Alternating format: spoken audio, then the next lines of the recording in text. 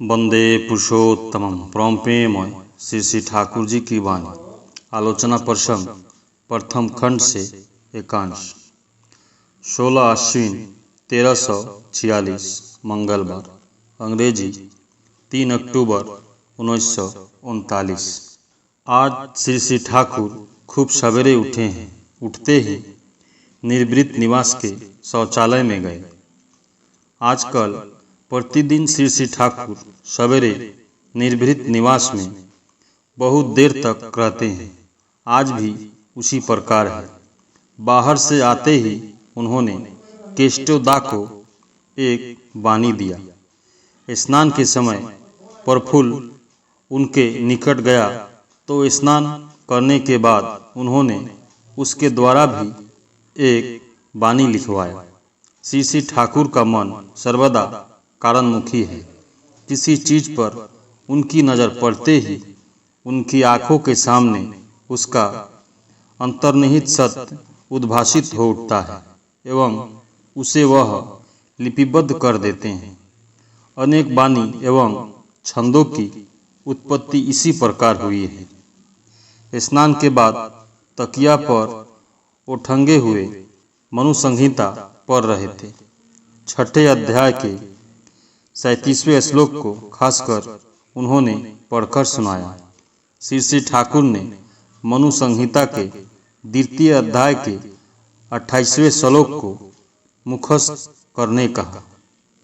इन दो श्लोकों में आदर्श सम्मत विवाह संस्कार की पवित्रता एवं प्रयोजनीयता के विषय में उल्लेख किया गया है। वरण करने के संबंध में रात्रि बोले वरण करना एक बच्चा का खेल नहीं है। यदि कोई लड़की कम उम्र में वरण करना करती है तो वह विवेचना करने योग्य नहीं है।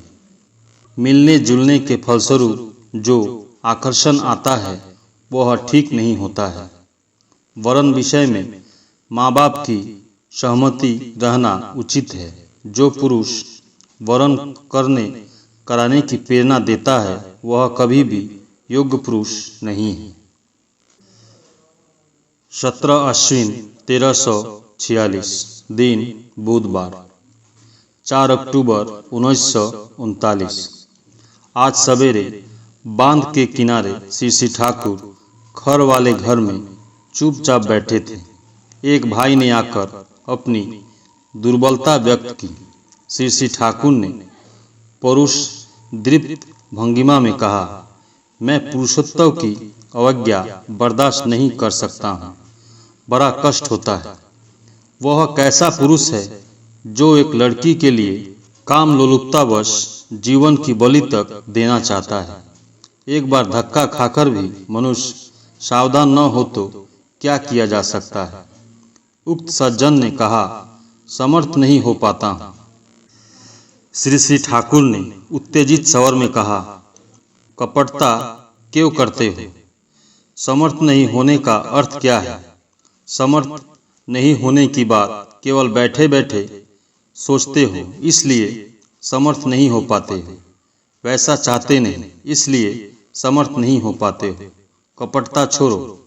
बचना चाहते हो तो सही पथ पर चलो। क्या तुम्हें लज्जा नहीं आती कि तुम लड़कियों के निकट लांछित होते हो? यदि लड़कियां पुरुष से प्रेम कर कृतकृतार्थ बोध नहीं करती है तो आखिर हुआ क्या? नारीमुखी पुरुष से लड़कियां घृणा करती है, चाहे वह जितना हीन क्यों न हो। एक लड़की के अभाव में एक दूसरे से उसकी पूर्ति करने पर विकृति होता है, उलझन पैदा हो जाती है, अर्थात विकृत यौन आकुति पैदा होती है, करती है। सावधान। बातचीत के सिलसिले के बाद में एक माँ से श्री श्री ठाकुर ने कहा, माँ, बनना अत्यंत कठिन बात है। रामप्रसाद के गीत में है, माँ हवा की सहज कथा प्रसव कर ले है ना माता। माँ होना क्या आसान है? प्रसव करने से ही कोई माँ नहीं होती है। ब्रजादपि कठोरनि मृदुनि कुसुमादपि, ब्रज से कठोर भी कठोर एवं कुसुम से भी कोमल बनना पड़ेगा। यदि ऐसा नहीं बनो तो बच्चे माँ के रहते भी माँ को नहीं पाएंगे। 18 अश्विन 1346 बृहस्पतिवार, अंग्रेजी 5 अक्टूबर 1939।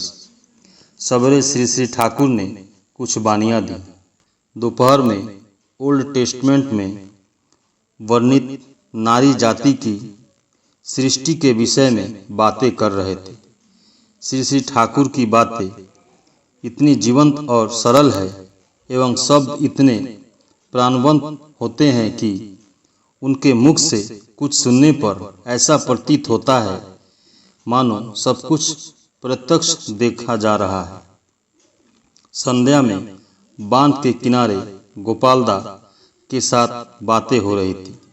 श्री श्री ठाकुर ने कहा, मनु संहिता के प्रथम से ही सृष्टित्व आरंभ किया गया है। इसका भी एक अर्थ है। उसमें सिलसिलेवार से सब कुछ ठीक तरह में समझा जा सकता है। चलार साथी का भी आरंभ सृजन प्रगति से हुआ है, पर मैंने ऐसा कुछ सोच विचार कर या देख सुनकर नहीं किया है। आपसे आप वैसा हुआ है। अंतरत्व सहित जाने अध कचरा सिर्फ ऊपर ही ऊपर जान लेने से हमारा बोध परिपक्व नहीं होता है। यह कोई सोचता ही नहीं है कि हमारे ऋषिगण कितने बड़े वैज्ञानिक थे। महादेव के जैसे महासाधक ने कितनी औषधियों का सूत्र दिया है। साधु पुरुषों के विषय में आजकल धारणा ही बदल गई है। कितने सच्चे साधु बहुत सक्रिय और वास्तववादी थे। उन्होंने कितनी तरह से समाज को सेवा किया है। बातें करते हुए श्री श्री ठाकुर ने कहा, अवतार महापुरुषों की चर्चा होती है, किंतु रामकृष्ण ठाकुर के जैसा एक सहज मनुष्य देखा नहीं है। रात में साधन भजन की चर्चा चलने पर बोले, स्वाभाविक जीवन न होने पर सुविधा नहीं होती है। एक तरह का कृत्रिम जीवन है जो टिकता नहीं है। मैंने कसरत कर कभी कुछ किया नहीं है। जब अच्छा लगता था तो करता था। मैंने सरकार साहब को देखा नहीं है, इसलिए माँ ही मेरे लिए सब कुछ थी। माँ से बहादुरी लूटने के लिए ही सब कुछ करता था। हवस इच्छा होने पर भी आधी रात में नाम करता था। खूब शीघ्रता से काम करने की मेरी इच्छा झोंक थी। 22 मिनटों में खोखसा से 3 मील पैदल चला। मेरी कर्म प्रयाणता खूब बढ़ गई थी। काम खूब अच्छा लगता था। कीर्तन गान करता था। समाधि काल में ब्रह्म चेतना नहीं रहती थी, इसलिए उनका ऐसा कोई महत्व नहीं देता हूँ। दूसरे समय सचेतन रहता था।